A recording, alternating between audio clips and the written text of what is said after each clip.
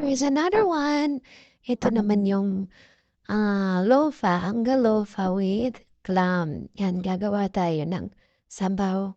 Mag-stir fry tayo ng minced garlic.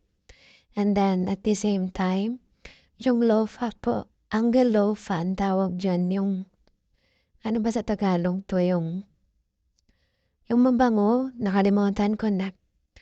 Basta angga-lofa, lofa siya sa English. Mabango tong klase ng ano na to, nahalo nga sa miswa to eh. Nakalimutan ko yung Tagalog. Ayan, and then, stir-fry niyo siya. Hindi niyo totally i-overcook. And then, after niyo makita na medyo okay na siya, ilalagay niyo na rin po yung clam later. Magmi-mix muna tayo. Mixture muna natin. And then, clam, i-add na natin yan. Ayan. Masarap to. Lalo na, optional naman, pwede kayo maglagay ng vermicelli noodles. And then last part nito mamaya, makikita nyo, maglalagay ako ng dried shrimp. Yun yung parang nagbo-boost ng panlasa niya.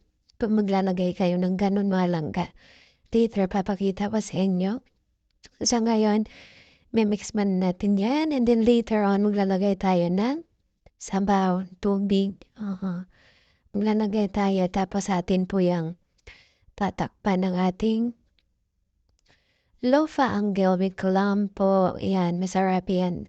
Soup nila yan. Siserve ko rin sa kanila to mamaya.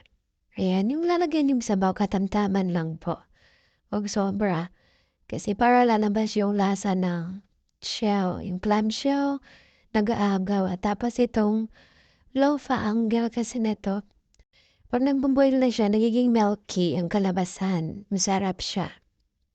Ayan.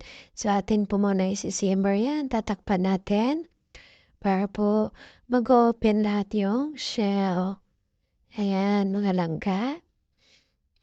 And then, wait po natin lahat na bubuka. Yan, lalagay ko mamaya. Ayan na siya.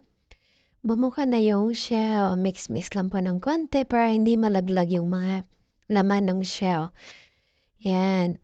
Malapit na yan. Nalagyan niyo lang po ng nilalagay ko ditong panlasa is a little bit of chicken stock or chicken powder, canduosa.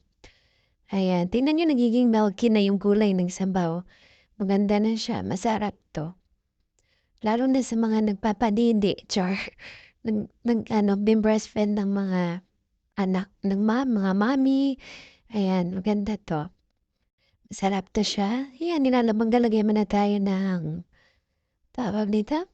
Chicken stock at chicken powder, pampalasa. Konti lang po, sobrang dami. And then later, last part nito, mag-sprinkle na ako niyan. Ayan. Talaga. Yan po, masarap yan. Yan yung parang nagbo-boost ng lasa niya. Yung dry na shrimp na maliliit. Yan lang po. Thank you.